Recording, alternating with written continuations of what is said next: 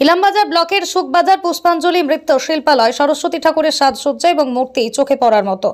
ইলামবাজার ব্লকের সুখবাজার পুষ্পাঞ্জলি মৃৎশিল্পালয় সরস্বতী ঠাকুরের মূর্তি তৈরি সাজসজ্জা চোখে পড়ার মতো। হাতে গোনা মাত্র দুদিন পর সরস্বতী পুজো স্কুল কলেজ অফিস এবং বাড়িতে এখনো পর্যন্ত মা সরস্বতীর প্রতিমা পৌঁছয়নি, কিন্তু তবুও মৃৎশিল্পীরা এই ঠাকুর করতে ব্যস্ত।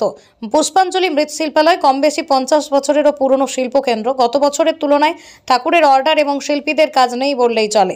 শিল্পীর হাতে রঙের তুলি টানে মা সরস্বতী দৃশ্যমান মুখ ফুটিয়ে তুলেছেন ঠাকুরের মূর্তির উপরে।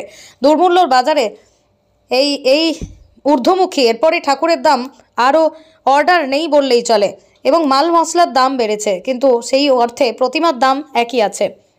আগামীকাল থেকে যে আবহাওয়া পরিবর্তনের পূর্বাভাস রয়েছে, এটা ভেবেই কপালে চিন্তার ভাঁজ। যারা ঠাকুর অর্ডার দিয়েছে, যতক্ষণ না ডেলিভারি হবে ততক্ষণ পর্যন্ত একটা চিন্তা থেকেই থাকে। আবহাওয়া পরিবর্তনের জন্য একটু হলেও দুশ্চিন্তায় আছি, তবে শিল্পীদের কাজ হলো রং তুলির টানে প্রতিমা সুদর্শন করা। ভবিষ্যতেও আমি এ কাজ করে যাব। ইলামবাজার থেকে জয়ন্ত মণ্ডলের রিপোর্ট, বীরভূম WB নিউজ 365। ভালো বটে তা নয়, সামনে মাধ্যমিক পরীক্ষা গেল, এই নিয়ে ছেলেরা সব ব্যস্ত। ছেলেরাই তো সাধারণত সরস্বতী পুজো করে বেশি। তারপর আবার একটা ভয়ের কারণ হচ্ছে আবার মঙ্গল বুধ বৃহস্পতি 3 দিন আবার বৃষ্টি হবে। এই যে মঙ্গলবার দিন আমাদের ডেলিভারি, প্রতিমা যাবে, কিন্তু তারা যে এসে যে কীভাবে নিয়ে যাবে সেটা খুব ভাববার বিষয়। হ্যাঁ, আর ঠাকুর আমার আগের তুলনায় এখন খুবই কম তৈরি করছি।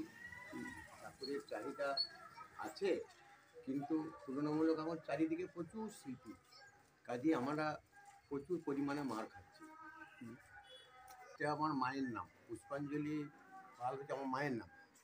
আমার মায়ের নামেই ওই ইয়েটা আছে, হেডিংটা। তা ওটা 50 বছর হলো।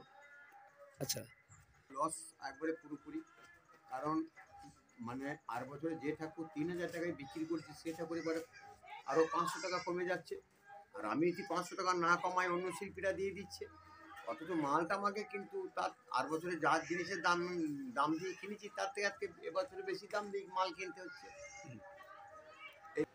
বলতে পারছি না কি পড়বে, তবে তারা যারা দূরে দূরে প্রতিমাগুলোকে কিনেছে, তারা এখন যতক্ষণ না নিয়ে যাচ্ছে ততক্ষণ তো আমাদের চিন্তার শেষ নেই। কারণ জলে ভিজে ভিজে তার প্রতিমাগুলোকে নিয়ে যাওয়া যাবে না। কারণ গতবারে যেমন হয়েছিল, প্রচুর পরিমাণে বৃষ্টি ছিল, যার জন্য আমাদের ঠাকুর অনেক মার খেয়েছিল। অনেক ঠাকুর বিক্রি হয় না, যারা ঠাকুর পুজো করবো মনে করেছিল তারাও পুজো করতে পারে না। আমি ঠাকুর এবার আর বছর থেকে বছর কম করছি। কতগুলি প্রতিমা? মোটামুটি 30 খানা আছে। আচ্ছা, আপনার নাম? কালীপদ পাল। বাড়ি? বাড়ি সুখবাজার, 19তলা। সামনে সরস্বতী পুজো এবং সাথে উচ্চ মাধ্যমিক। সরস্বতী পুজো তো করতেই হবে, কেন এটা ছাত্রছাত্রীদের এটা সব থেকে আনন্দের দিন ছাত্রছাত্রীদের, কেন সরস্বতী পুজোটাই ছাত্রছাত্রীদের মধ্যে একটা বিশাল প্রভাব ফেলে। তাই পুজো তো পুজোর মতন হবেই, এটা তো বন্ধ কোনো মতেই হতে পারে না। সামনে যেহেতু উচ্চ মাধ্যমিক, তাই একটু রাশটা একটু আমার মনে হচ্ছে কম হওয়ার কথা, কেন উচ্চ মাধ্যমিকটা যেহেতু 16 তারিখ থেকে শুরু হচ্ছে, আর 14 তারিখে একদিন পরে, 14 তারিখে সরস্বতী পুজো, একদিন পরে সরস্বতী উচ্চ মাধ্যমিক পরীক্ষা।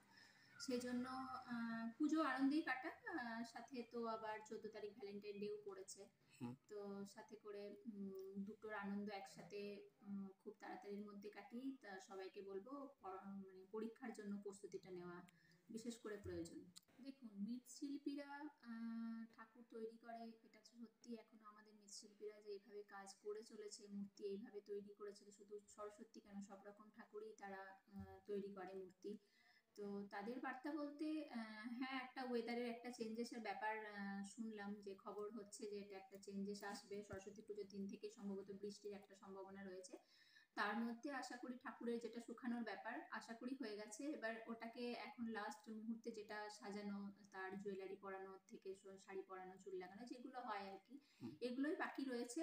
তাদেরকে বলবো কোনো রকম মনের দুঃখের কারণ নেই, ততদিন পর্যন্ত বৃষ্টি আসার আগে ততদিন আপনাদের কাজ কমপ্লিট হয়ে যাবে, সুন্দর মতন সব কাজ উঠে যাবে, এবং পুজোটাও আশা করি বৃষ্টি সেরকম ভাবে আমাদের এদিকে অতটা প্রভাব ফেলবে না। আচ্ছা, ঠিক আছে।